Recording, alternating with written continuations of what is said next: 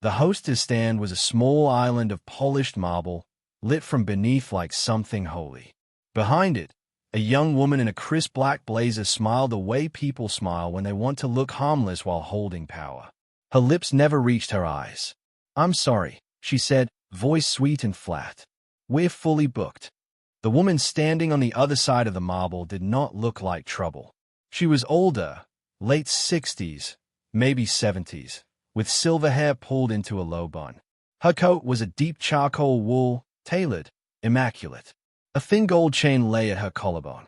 Her hands were steady on the strap of her handbag, knuckles smooth and calm. Her face held the kind of stillness you only got after living through enough storms to stop flinching at thunder.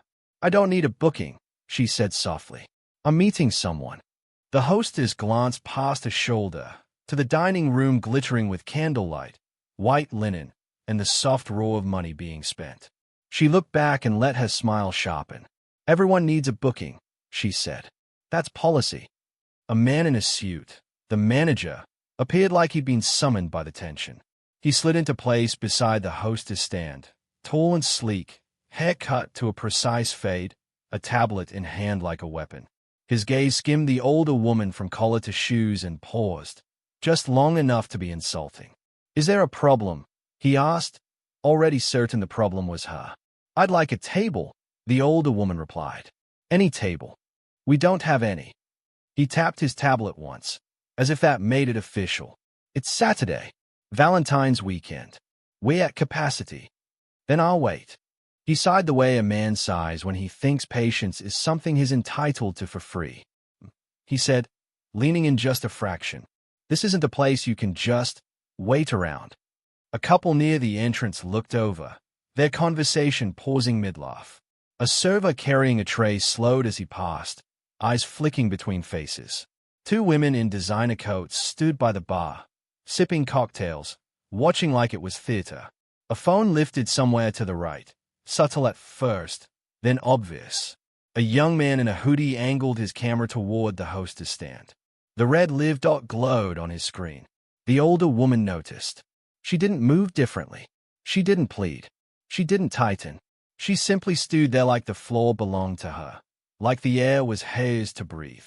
"I'm not here to cause a scene," she said. "I'm here to eat." The manager smiled, but it wasn't kind. "A scene is what you're making," he replied. The hostess chimed in, eyes flicking to the phone, then back to the older woman with a quick flare of irritation, as if the woman's dignity was an inconvenience. "Do you have someone here?" the hostess asked, voice suddenly louder. "A party? A reservation under a name?" The older woman gave her name.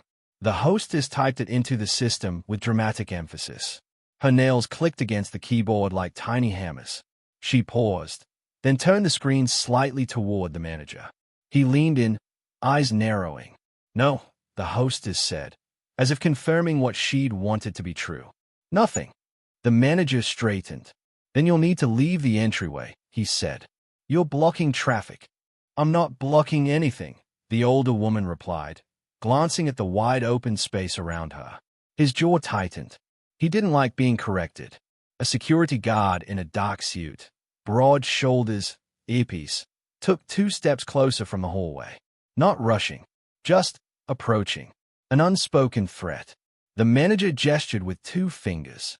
"Please escort her outside if she refuses to comply." The crowd's attention sharpened. That hush that falls when people sense something ugly might happen in a pretty room. The live-streaming phone rose higher. "Yo," the young man murmured, half to his viewers, half to himself. "They're really about to throw this grandma out." The older woman didn't look at him.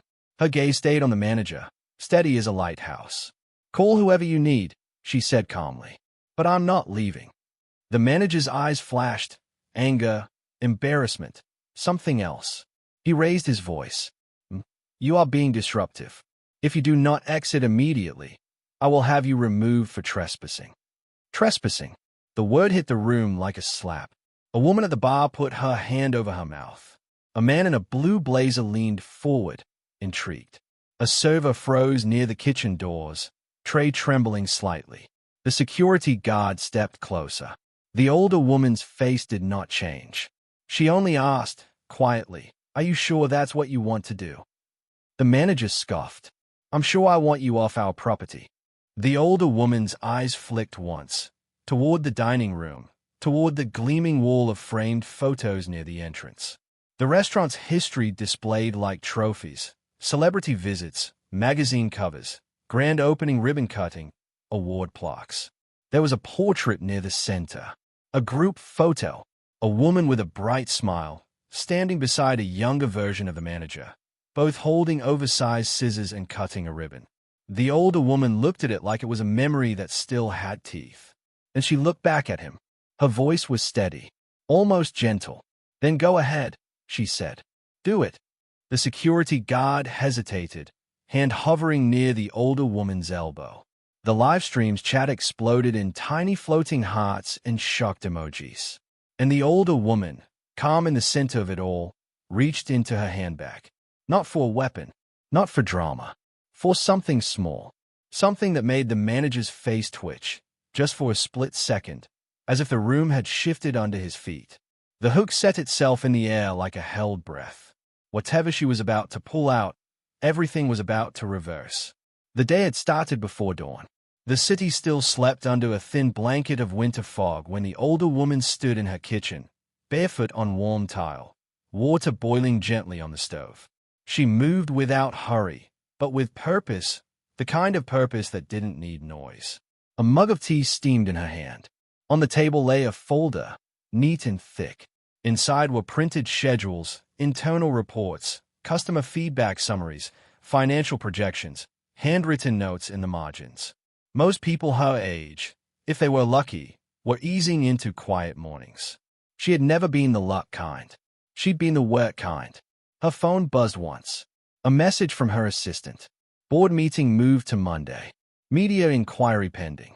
HR flagged complaints from Briarstone staff. She read it, lips pressing together. Briarstone. Her restaurant. Not just a restaurant. Her first dream made real. She remembered the first day she'd stepped into the empty space on that corner. Years ago. It was just concrete floors and exposed pipes then.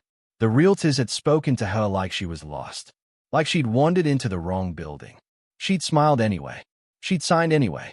Because she had spent her whole life being told she didn't belong in certain rooms. And she had learned a long time ago that doors didn't always open for you. Sometimes you had to build the room yourself. Her name was Gloria Rivers. Most people didn't know it. They knew the company she ran. They knew the foundation she funded. They knew the scholarship programs, the workforce initiatives, the grants that moved quietly through neighborhoods like rain. They did not always know the face attached to it. That was partly by design. Power didn't always need to announce itself. Gloria had grown up in a red brick apartment building where the heat went out every winter like clockwork and the landlord didn't care. Her mother worked 2 jobs and still found time to press Gloria's school uniform and kiss her forehead before sunrise. When Gloria was 12, she watched her mother count coins at the kitchen table, shoulders sagging, lips moving silently as she did the math. That night, Gloria promised herself she would never let money be the thing that made her mother's hands shake again. So she studied. She worked. She learned to be twice as prepared for half the credit. At 17, she earned a scholarship. At 22, she started in a mailroom. At 35, she was running divisions men twice her age couldn't even explain. At 50, she had built a company from the ground up, a hospitality and real estate group that invested in neighborhoods everyone else had written off. And at 60, she'd opened Briarstone. It was not a vanity project. It was a statement. A fine dining restaurant with a kitchen that hired local talent, trained apprentices, paid living wages, and treated people like people. A place where a couple could celebrate an anniversary without being stayed at. A place where a teenager bussing tables could learn a skill and leave with a career. Gloria had poured her heart into every detail. The lighting, the music, the menu that honored tradition without trapping it in nostalgia. Briarstone was her love letter to a city that had taken so much and still had the nerve to demand more. But recently, whispers had reached her. Complaints. Staff turnover. A few emails from customers, subtle at first, then clearer. Hostess was rude. Manager acted like it didn't belong. Waited 40 minutes while others were seated. Her assistant had urged her to let HR handle it, to send a consultant, to schedule an audit. Gloria had nodded, then done what she always did when something mattered. She went herself, not announced, not surrounded by suits, not protected by a title. Just Gloria, in a coat, with a handbag and a folder. She finished her tea, slid the folder into her bag, and checked the small item she'd placed in an inner pocket, a simple card, laminated at the edges from years of use. She hesitated for a moment, looking at herself in the kitchen window reflection. Her face carried time. It carried grief. It carried joy.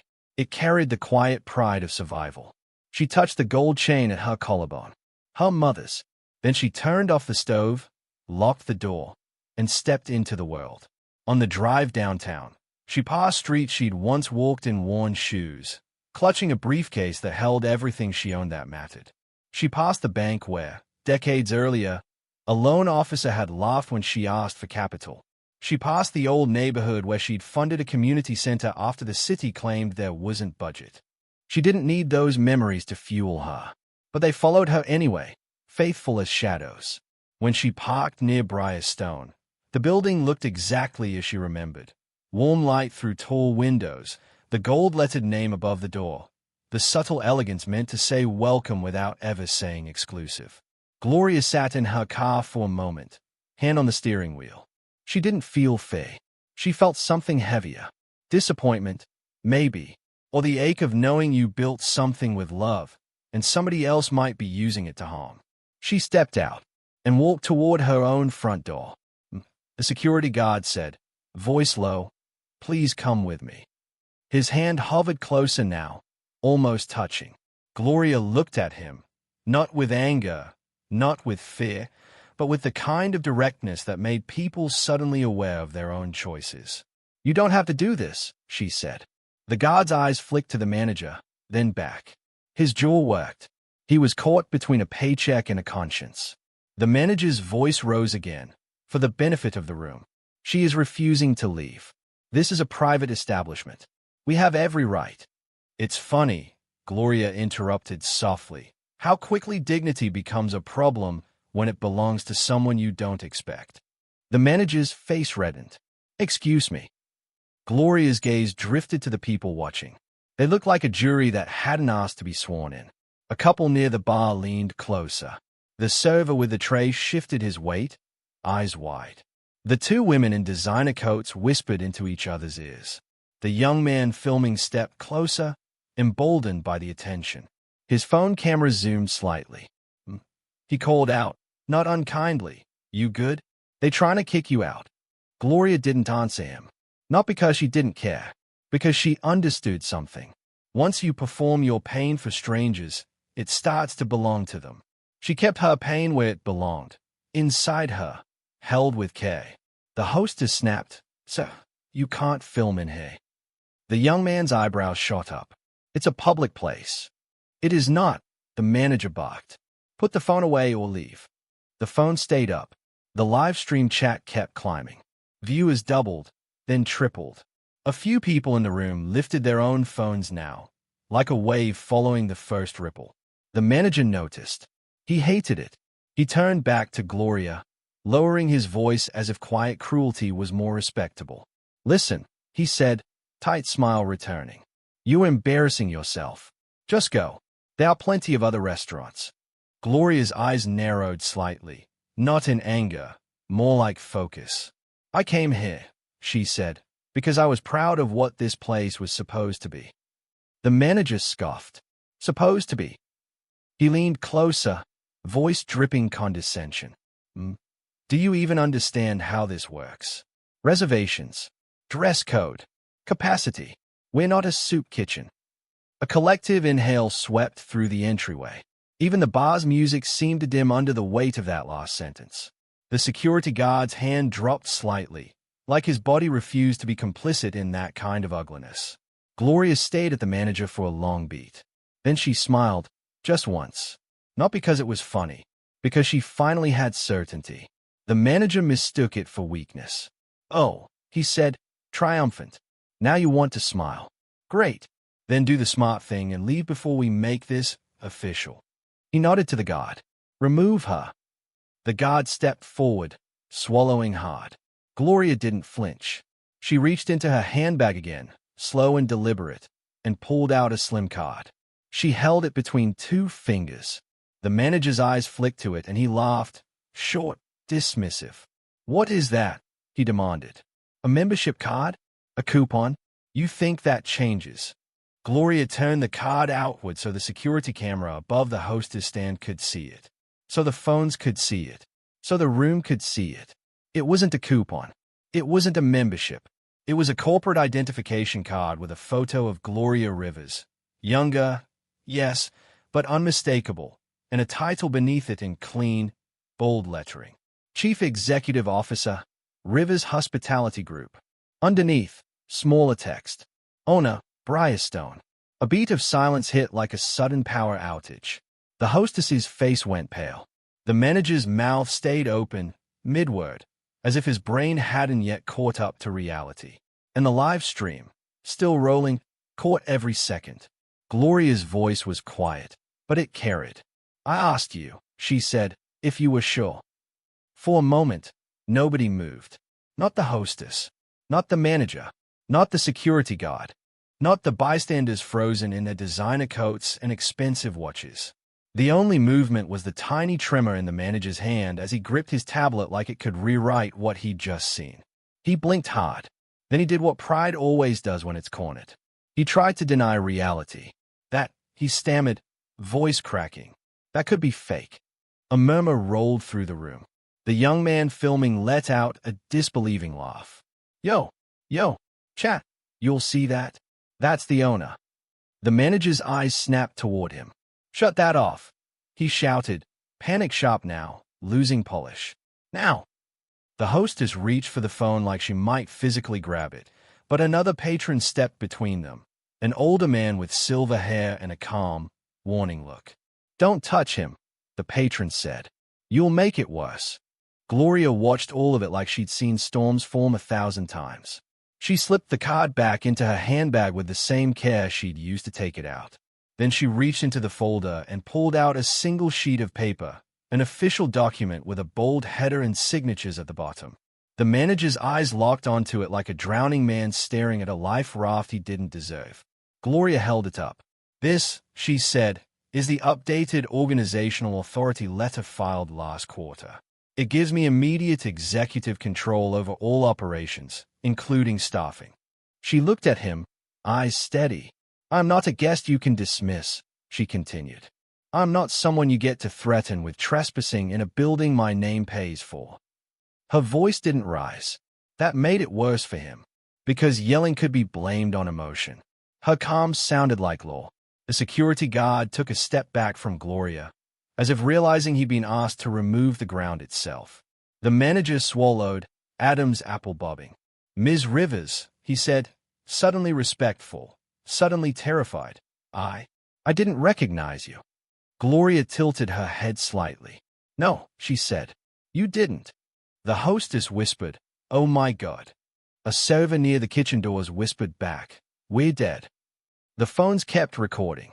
The live stream's comments poured in, endless. Gloria turned slightly, looking at the framed photos on the wall. Then she pointed, calmly, at the ribbon-cutting picture. That photo, she said, voice carrying. That was opening day. Do you remember what I said to the staff? The manager's face tightened. Sweat gathered at his hairline. Gloria answered her own question. I said, this place will be known for excellence and respect. Not just on the plates, on the way we treat people. She looked back at him.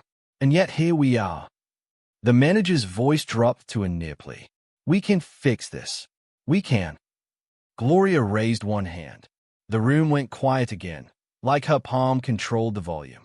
She reached into her coat pocket and pulled out her phone. One tap, then another. She held it to her ear. She said, tone calm. It's Gloria. I need HR and legal at Briarstone immediately. And I need corporate security to pull today's camera footage, starting 30 minutes ago. She paused, listening. Yes, right now. She ended the call. The manager looked like someone had unplugged his spine. Gloria looked at the hostess, then at the manager, then at the security guard. Her voice was gentle. "I'm going to say this once," she said, "and I want the whole room to hear it." Her eyes moved across the bystanders, across the phones, across the staff frozen in place. "When you treat someone like they don't belong," she said, "you are not just making a mistake. You are revealing what kind of place you are building." She turned back to the manager. "And I didn't build this for that." A long silence. Then Gloria spoke the words that cracked the air open. "You're terminated," she said. The manager's lips parted, but no sound came out. Gloria's gaze slid to the hostess. "And you," she said softly, "are terminated." The hostess's eyes filled instantly. "Wait, Ms. Rivers, please." Gloria's gaze kept moving, steady as a spotlight.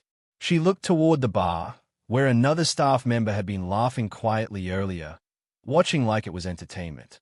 "Anyone who stood here," Gloria said, voice still calm, "and watched a human being get degraded, anyone who contributed, laughed, escalated, or followed that culture, will be placed on immediate leave pending investigation." A server near the kitchen doors let out a small, broken sound. The live stream caught everything. And the room, the glamorous room that had been built to feel untouchable, finally understood it was not. Corporate arrived like a tide. First, HR, 2 women and a man in tailored coats, faces serious, eyes sharp. Then legal. Then corporate security, who didn't look like bouncers so much as quiet consequences in human form. They moved with purpose, not drama. Clipboards, forms, calm voices. The manager tried to speak to them privately. They didn't grant him the dignity he hadn't granted Gloria. He was asked to hand over his keys, his access card, his tablet. In front of everyone. The hostess was escorted to the back office, sobbing, makeup streaking. Not because she was sorry, because her world was collapsing. Several staff members were pulled aside one by one, interviewed on the spot. One cook, hands still dusted with flour, walked out the kitchen door and stood in the entryway, watching as if the front of the house was a stage he'd never been allowed to step onto. He whispered, "I've been saying it. I've been telling them. They don't listen." A patron at the bar quietly paid and left, face tight with shame. Another patron approached Gloria, voice low. I'm sorry," she said. "I didn't know what to do." Gloria looked at her with tired kindness. "Now you do," she replied. Outside, the live stream exploded across platforms. Clips hit every corner of the internet within an hour. Headlines wrote themselves.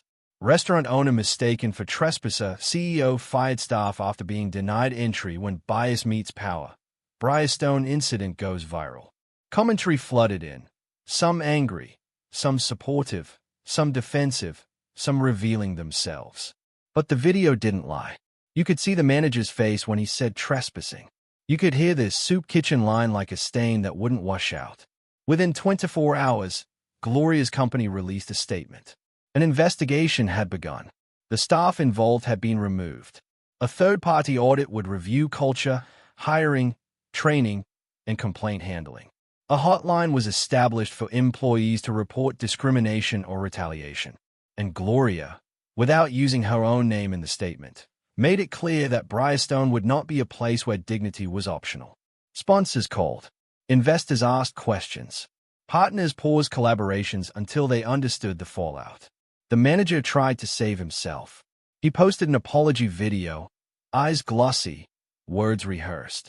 "I made a mistake," he said. "I didn't recognize her. I was trying to enforce policy." It backfired instantly, because the internet heard what Gloria had heard. You only respect people when you know they have power. Former employees began posting their own stories, quiet humiliations they'd swallowed for rent money. Customers came forward with receipts and dates. And then the hardest consequence came, the one that didn't trend. People who had believed in Briarstone, the apprentices, the dishwashers, the young servers who needed the job, felt the ground shake under them. Gloria knew that. That was why she didn't laugh. That was why she didn't celebrate. Because justice without care can turn into collateral damage. So she did what she always did. She made it her responsibility. That same week, Gloria established an emergency payroll bridge so hourly employees not involved in the incident would not lose income during the investigation. She met with kitchen staff personally. She listened more than she spoke. She told them, "You don't have to choose between your dignity and your rent." And behind the scenes, legal prepared the next steps: wrongful termination exposures, hostile work environment findings, compliance audits. The company's stock dipped, temporary, but visible. Not because investors cared about fairness, because scandal is expensive, and because the public, watching, had decided this wasn't just a viral moment. It was a mirror. 2 days after the incident, Gloria returned to Briarstone. This time, the room was closed to the public. No music, no candles, no clinking glasses to hide behind. Just chairs arranged in a circle. Staff seated, front of house, back of house, administrators, corporate. Some looked frightened. Some looked angry. Some looked hollow. Gloria stood at the center, hands folded, posture straight. She didn't bring a podium. She didn't bring a script. She brought the truth. She looked around the room slowly, meeting eyes one by one. Then she spoke. "I want you to understand something," she said, voice steady. "What happened the other night didn't happen in 5 minutes. No one moved. It happened in 100 small moments," Gloria continued. "In jokes someone didn't challenge. In assumptions someone let slide. In policies enforced like weapons instead of tools. In the way people were watched instead of welcomed." A few heads lowered. Gloria took a breath. "I've been in rooms where I was ignored until someone important introduced me," she said. "I've watched people smile in my face and shrink me behind my back. I've been treated like my presence was an inconvenience." She paused, letting that sit. "And I want to tell you something," she said. "Not to earn your pity. I don't need it. I survived without it." Her voice softened, but the steel stayed. "I'm telling you because survival is not the goal." She looked at them, really looked. "The goal is to build something better than what hurt you," she said. "The goal is to create a place where the next person doesn't have to prove their worth before they are treated like a human being." She let the silence breathe. "Some of you are scared right now," Gloria said. "You're thinking about your jobs, your reputations, your futures. I understand that, Faye." She nodded once. "But I need you to understand something else," she added. "The person who stood in that doorway the other night, before anyone knew who I was, she deserved respect." Her eyes glinted. She deserved patience. She deserved kindness. She deserved a simple explanation without humiliation. She deserved to be treated like she belonged. Because she did. Gloria's voice didn't rise. It didn't have to. "Accountability is not revenge," she said. "It's care for the people who come after you." She pointed gently toward the restaurant walls. "This place has a name on it. My name. But that name isn't a shield you hide behind. It's a promise." Her gaze swept across the staff. "And I will not let my promise become someone else's trauma." She took another breath, slower now. "If you learn nothing else from this," she said, "learn this. You don't get to decide who belongs by what you assume they can afford." A few people wiped at their eyes. Gloria's voice turned almost tender. "Dignity should not be something people have to earn from you," she said. "It should be the first thing you offer, because you never know what someone is carrying. You never know what it cost them to walk through your door." She paused, then added, quietly but clearly, "And if your kindness depends on someone's title, it was never kindness at all." The room sat in stillness. No applause. No theatrics, just the heavy, honest quiet of people being confronted with themselves. Gloria nodded once. "Now," she said, "we rebuild." Spring came slow, then all at once. By the time the trees outside Briarstone budded green, the restaurant had changed.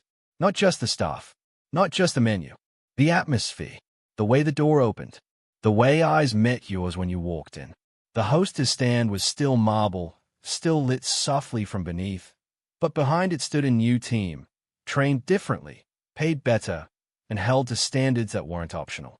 A sign near the entrance now read, in simple lettering, "Welcome. If we fail you, tell US." There was a QR code beneath it for feedback, direct to corporate, transparent, monitored. The management structure had been rebuilt. A new general manager, someone with a long track record of culture-first leadership, ran daily operations. Training sessions were mandatory, ongoing, and real, not the kind you click through while scrolling your phone. Employees had access to counseling services. There was a clear pathway for promotion. There were anonymous reporting systems with third-party oversight. And Gloria, still not a public celebrity, still not seeking attention, showed up quietly on random days, sitting at different tables, talking to dishwashers, asking servers how they were treated by supervisors, checking schedules and pay stubs like a woman who understood that kindness without enforcement is just decoration. The viral moment faded, as viral moments do. But the change did not. One afternoon, a young woman walked into Briarstone wearing a worn denim jacket and holding a resume with trembling hands. She'd seen the video months ago. She'd also seen the follow-up, the community workshops, the scholarships for culinary students, the apprenticeship program expanded. She'd heard this place had become something different. The new hostess greeted her warmly, offered water, asked how she could help. The young woman whispered, "I'm here about the kitchen program." The hostess smiled. "You're right on time." In a back office, Gloria sat across from a line cook who had been there during the incident. He hadn't laughed. He hadn't escalated. But he had stayed quiet. He had watched. He looked older now, not in age. "Where? I should have said something," he admitted, voice rough. Gloria nodded gently. "Yes," she said. "You should have." He swallowed hard. "I didn't want to lose my job." Gloria leaned forward slightly. "I know," she said. "That fear is real. But so is the harm." He blinked fast. "I'm trying," he said. "I'm trying to be better." Gloria studied him for a long moment. Then she nodded. "Keep trying," she said. "And bring someone with you." Not everyone found redemption. The manager, once so polished, tried to get hired elsewhere. The video followed him like a shadow. He blamed the internet. He blamed cancel culture. He blamed everyone but the mirror. The hostess moved to another city. She wrote a long post about being misunderstood. It didn't land. And yet, months later, a letter arrived at Briarstone. No return address. Inside was a single page, handwritten. "I was the bartender that night. I laughed. I didn't stop it. I keep hearing your voice in my head. If your kindness depends on someone's title, I'm sorry. I don't know what to do with my shame. But I'm trying to do better where I am now." Gloria read it twice. Then she placed it in a drawer, one she kept for reminders. Not reminders of power, reminders of purpose. That same week, Briarstone hosted a community dinner, free, no questions asked, served with the same care as any high-ticket night. White linen, warm bread, soup that tasted like someone cared, plates carried with pride. Gloria walked through the dining room slowly. People laughed. People ate. People belonged. She paused near the entrance and glanced at the wall of framed photos. A new photo had been added. Not of celebrities. Not of awards. A photo of the staff, front and back of house, standing together outside the restaurant in the spring sunlight. At the center stood Gloria, smiling gently, her silver hair pulled back, her mother's gold chain shining at her throat. Not a trophy, a testament. That night, as Briarstone's lights glowed softly against the dark street, and the city moved around it like a living river, a simple truth hung in the air, quiet but undeniable. Most people never get the moment where power steps in to protect them. Most people are just people. So here's the question. If you had been standing in that room, watching someone be humiliated, would you have stayed silent until you found out who they were, or would you have defended their dignity simply because they were human?